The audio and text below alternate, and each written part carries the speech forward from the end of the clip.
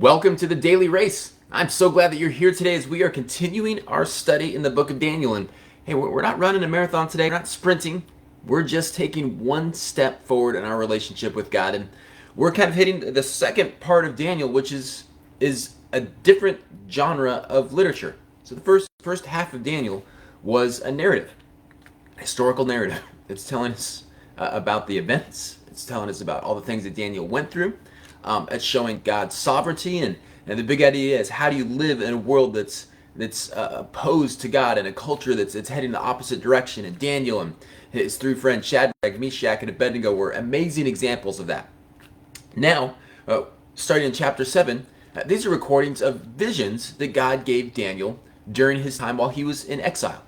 These are prophecies. So there is, when we read prophecies, book of Daniel, this last part of the book of Daniel, book of Revelation, it's a different, it's not meant to be read the same way we read a narrative, right? A narrative, it's, hey, if there was talking about Shadrach, Meshach, and Abednego got thrown into a fiery furnace, they got thrown into a fiery furnace. In prophecy, there might be a fiery furnace, but what does this fiery furnace represent? There's symbolism, there's imagery. Some of it is literal, some of it is not. What's literal and what's not? We're not sure exactly, right? We take into context clues. We back it up with other passages. So the thing with prophecy, it's very easy to go down to really deep rabbit trails on this and try to fit it up with current events in history, and there's nothing wrong with that.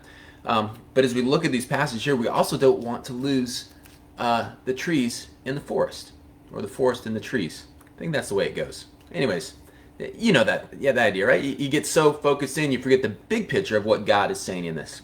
So we're going to look at this very first vision here, Daniel chapter 7. And Daniel has a vision of four beasts. There's this great four winds all coming together across the great sea. And out of this, out of the ocean, out of the great sea, comes four beasts. The first beast is a lion with eagle wings. The second one is a bear. The third one is a leopard with four heads. And the fourth beast is, well, it just says that it's terrifying and dreadful and very strong, and it devoured and crushed its victims. And then it says, and it had 10 horns on this beast. And I was looking at the horns, suddenly another small horn appeared among them, and the three of the horns were torn out by the roots to make room for it. And this little horn had eyes like human eyes and mouths that was boasting arrogantly. And at that point, we kind of look at something like this, like, well, what is that? You're trying to draw a beast with horns and then a horn that's coming up and talking. And so let's back up here a little bit. What's the big picture, what we're saying here? So if you remember earlier, we had a prophecy, a vision that God gave Daniel, or God gave Nebuchadnezzar, that Daniel interpreted about four kingdoms. So these four beasts, are we talking about four kingdoms again? Yeah, more than likely. And the way that God's communicating with Daniel, four kingdoms. Are they the same four kingdoms that God gave the vision to Nebuchadnezzar about? Right? The head of gold, the big huge image. So we've got the Babylonian Empire, that first one, the eagle. You've got the Persian Empire that we see actually taking it over here in the narrative of Daniel. That's the bear. And then you've got the Greek Empire, which is represented here by the leopard. That's Alexander the Great. And then that fourth one is that the Roman Empire. And those last two have some other numbers attached to them. The Greek Empire, if that's the Greek Empire, that's leopard, that's four heads. Well, here's one of the things we know in history is that the Greek Empire, after Alexander the Great died kind of unexpectedly at a young age on his campaign, his kingdom was split into four different regions, four different areas of his generals took that over. Well, that seems to be a coincidence, right? And then the last one, the 10th one, is that the Roman Empire. And one of the things that we can kind of get creative with, right, is we can look at the Roman Empire. We can look at all the different regions that the Roman Empire took over, and we can come up with the names of 10 kind of regions that the Roman Empire oversaw. Now, once again, that matches up, but are we reading too much into it? Because another way of looking at this is to see what God is, this little horn that comes up is something that's already taken place. So one of the things that took place before the time of Christ was a ruler named Antiochus Epiphanes, who was a huge opponent of the Jews. Like he desecrated the temple, just like it says in this passage here. So at this point, if you're just really confused, trust me, Daniel was too. Daniel heard this and he said, it says, Daniel was troubled by all he had seen, and his visions terrified him. So he approached the one standing before the throne and asked him what it meant. So he's like, what does this mean? It's a great question if you hear something like this, right? So he's asking God, what does this mean?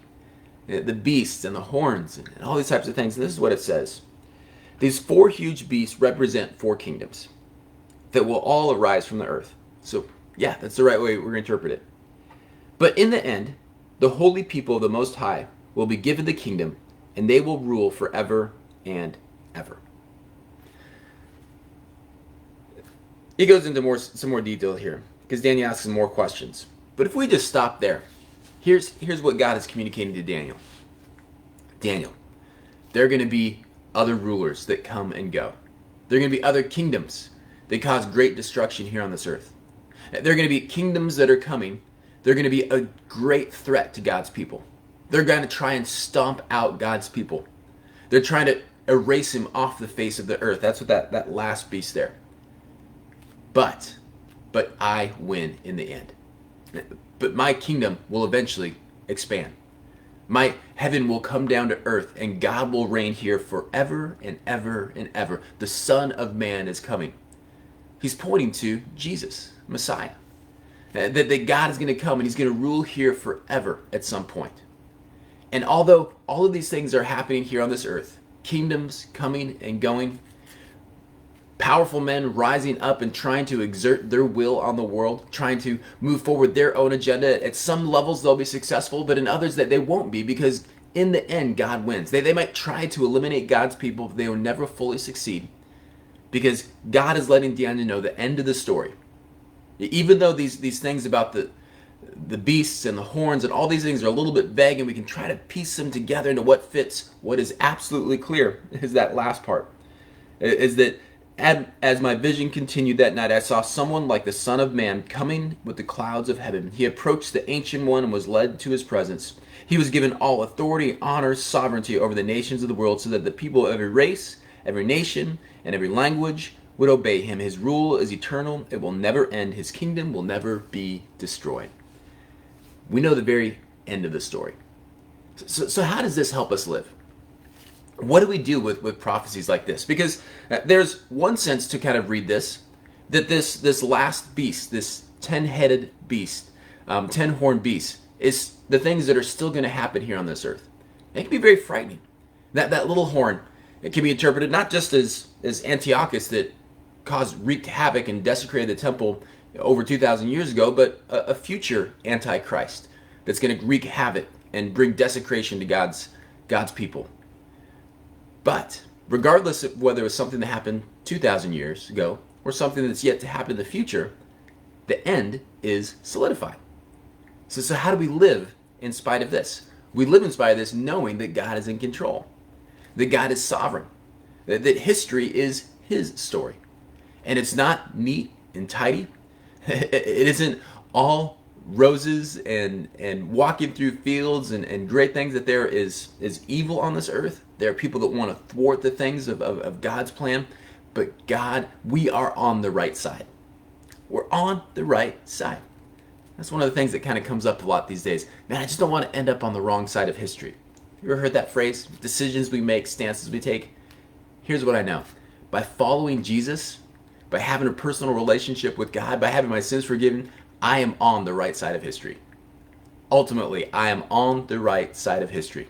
I'm in the part of history that's going to go on forever as God's kingdom reigns forever here on earth. God gives Jesus the authority to rule over it all. All right, so that's the first one. We're going to go, and there's going to be more visions coming up here, and there's going to be lots of imagery. So today, although we could have gotten into the weeds on this one, we want to just kind of keep it at a level where we can understand the big picture that God is communicating. And then that will carry us into some of these other interpretations as we're reading on here.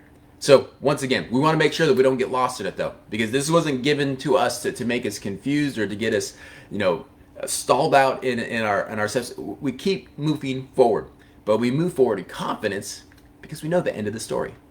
Let's pray. God, we come to you today and we love you. And God, we look at passages like this, and just help us to walk away with a sense of confidence. Confidence in you, not confidence in our own ability to understand all of the imagery and the symbols and the interpretation, God, but fully confident that your Holy Spirit will guide us today. That you have already won. The victory is secure. Our eternity is laid out.